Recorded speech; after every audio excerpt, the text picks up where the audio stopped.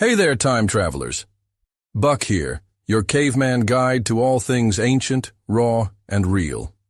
Welcome to Prehistoric, where we dig deep into the past to uncover the stories that shaped our world.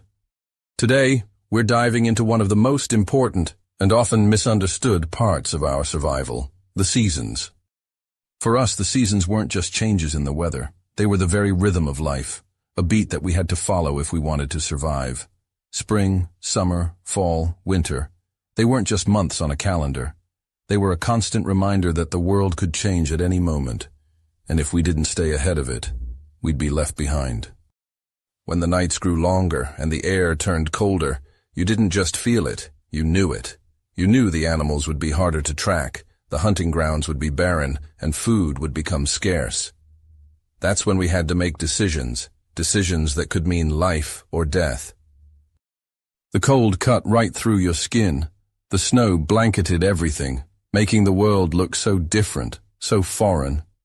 If you hadn't prepared enough food, gathered enough furs, and built your shelter strong enough, you wouldn't survive.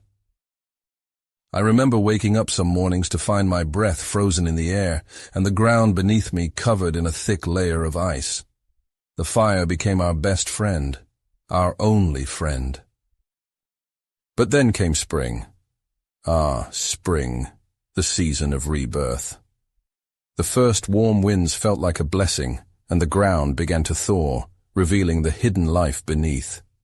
The rivers swelled with fresh water, and the trees started to bud, offering new life and new hope.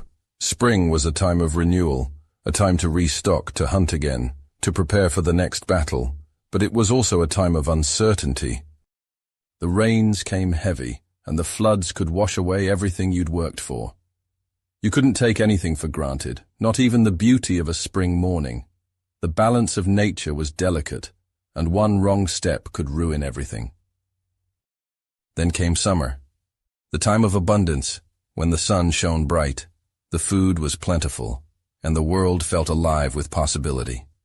But even in the height of summer, danger was lurking. The heat could wear you down, dry up the rivers, and turn the landscape into a furnace. The predators, the bears, the wild dogs, they all became more desperate in the summer, hunting in the heat, looking for a meal. We had to be alert, always moving, always working. But when the hunt was successful, when you pulled in the mammoth, the bison, the elk, the tribe would feast. Summer was the time of plenty, but it also had the power to exhaust you if you weren't careful. And then, fall came, the harvest time.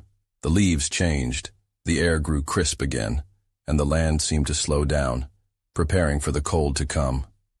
Fall was the time of preparation, of gathering, hunting, and storing.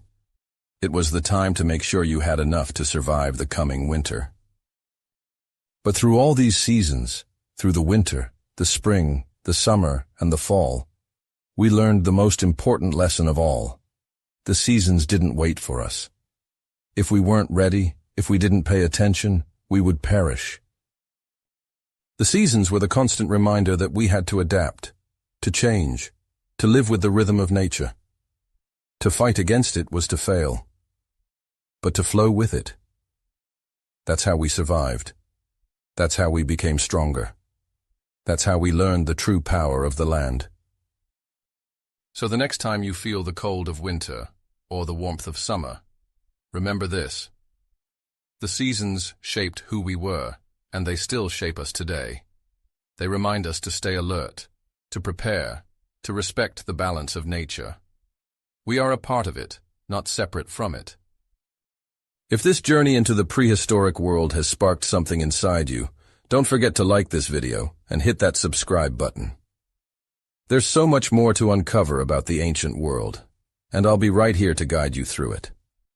Until next time, stay wild, stay prepared, and always respect the power of the seasons.